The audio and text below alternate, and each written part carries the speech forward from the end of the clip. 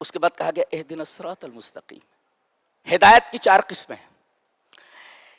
اچھا عجیب بات یہاں یہ ہے، ایک ہوتا ہے ہدیتک الی الطریق، الا کے ساتھ، یا دیکھو الا نہیں ہے، اہدنا الی الصراط المستقیم نہیں ہے، اہدنا الصراط المستقیم. غور کریں، ایک ہوتا ہے ہدیتک الی الصراط المستقیم، صراط مستقیم کی طرف ہدایت. کیا مطلب؟ اس کو کہتے ہیں ہدایت ارشاد. جیسے آپ کو سکندرآباد جانا ہے، اسٹیشن جانا ہے، اب آپ کو معلوم نہیں کہ جانا کیسے، تو آپ پوچھتے ہیں کسی آدمی سے بھائی مجھے سکندرآباد اسٹیشن جانا ہے، ریلوے اسٹیشن جانا ہے. وہ بولتا ہے یہاں سے یہاں چلے جاؤ، پھر یہاں سے یہاں چلے جاؤ، پھر اس طریقے سے وہ آپ اسٹیشن پر پہنچ جائیں گے. یہ ہدایت ارشاد ہے. وہاں الا آتا ہے، لیکن یہاں الا نہیں ہے. بغیر الا کے آئے ہدیتک الطریق، بغیر الا کے، تو مطلب یہ ہوتا ہے آپ اس کا ہاتھ پکڑیں، گاڑی میں بٹھائیں اور سیدھے اسٹیشن پر چھوڑ دیں.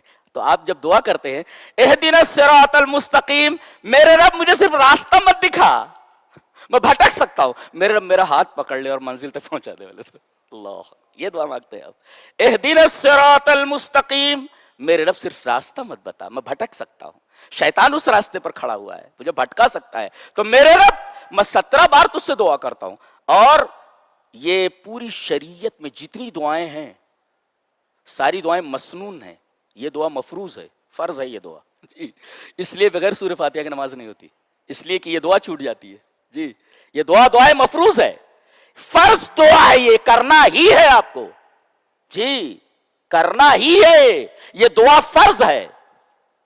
اور نقطہ یہ ملا کہ اللہ کی تمام نعمتوں میں سب سے بڑی نعمت ہدایت ہے. اسی وجہ سے ہدایت کی دعا کو فرض کر دیا گیا کہ مانگ ہدایت.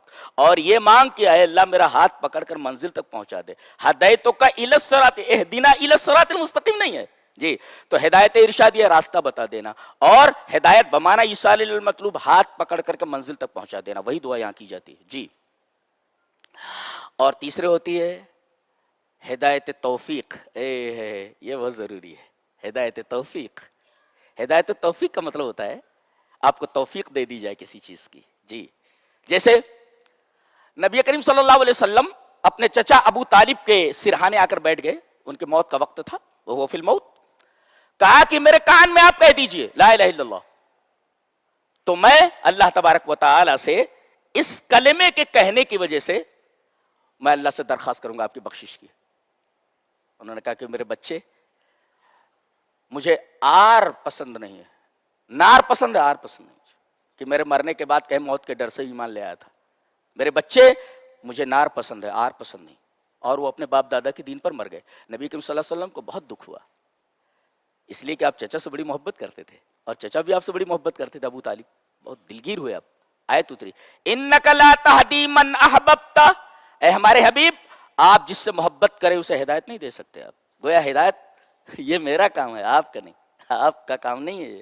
آپ کا کام صرف بتا دینا ہے، منزل تک پہنچانا یہ ہمارا کام ہے. انک لا تہدی من احببت، توفیق دینا یہ ہمارا کام ہے. ہم نے آپ کے چچا کو توفیق نہیں دی ہدایت کی، لہذا انہیں ہدایت نہیں ملی.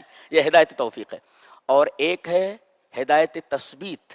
ہدایت مل جاتی ہے لیکن روٹ سے ہٹ جاتے ہیں لوگ. سر چلے صراط مستقیم پر لیکن صراط مستقیم سے ہٹ گئے. تو دعا کرو اللہ ہدایت پر ثابت قدم رکھ. یہ دعا، یہ بات حضرت یہ جو اصحاب کہف ہیں، حضرات اصحاب کہف کے بارے میں کہی گئی ہے. جی، کیا کہا گیا؟ ہم نے ان کو دے زادہم ہدا، اللہ تبارک و تعالیٰ نے ان کو ہدایت دی اور ان کی ہدایت کو زیادہ کیا. اے ثبتہم علی الہدا، ہدایت پر انہیں ثابت قدم رکھا. جی، حکومت وقت سے نہیں ڈرے.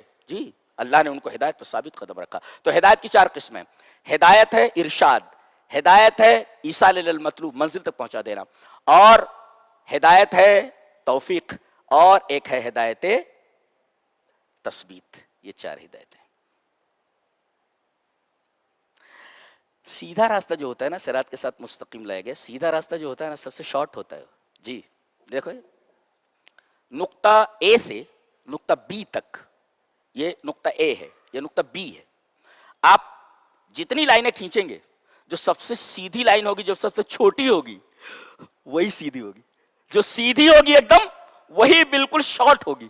جتنی آپ ٹیڑھی کریں گے، ایسے ایسے ایسے، جتنا اعوجاج بڑھتا جائے گا اتنا راستہ لمبا ہوتا جائے گا. جی، شارٹ کٹ جو ہوتا ہے نا، نقطہ اے سے نقطہ بی کی طرف جتنی لائنیں آپ کھینچیں گے اس میں جو بالکل سیدھی رہے گی وہی سب سے شارٹ ہوگی. اس وجہ سے کہا گیا اس راستے پر چلنے والا بالکل اس راستے کو شارٹ ہی سمجھے، بہت مختصر ہے جی. اہدنا الصراط المستقیم. اس کے بعد کہا گیا صراط الذین انعمت علیہم. اس کا مطلب یہ کہ اس راستے پر جتنے لوگ چلے ہیں سب کامیاب ہیں، سب پر اللہ کا انعام ہوا ہے. تو انہی کے راستے پر چلو نا، تم بھی کامیاب ہو جاؤ گے. تو صراط الذین انعمت علیہم، یہ وہ لوگ ہیں جو چلے اس راستے پر کامیاب ہوئے، اللہ کا انعام ان کے اوپر ہوا. لہذا تم بھی انہی کے راستوں پر چلو. وہ منزل تک پہنچ گئے، تم بھی منزل پر پہنچ جاؤ. شرط یہ کہ انہی کے راستے پر چلو جن کے اوپر اللہ کا انعام ہوا ہے. ان کے راستے پر نہ چلو جو مغضوب علیہم الضالین ہے. دیکھو مغضوب علیہم علم تھا مگر عمل نہیں تھا، مانا نہیں انہوں. علموا ولم یعملوا، علم تھا ان کے پاس لیکن مانا نہیں انہوں نے. اور یہ ان کے پاس علم ہی نہیں تھا، لم یعلموا، ہاں ان کے پاس علم ہی نہیں تھا، صرف عمل تھا. اور یہ تیسرا جو پہلا والا ہے، ان کے پاس علم بھی تھا عمل بھی تھا. لہذا کوئی بھی کام کرو علم کی روشنی میں کرو جی، اندھے بہرے ہو کر نہیں گرنا کسی چیز پر.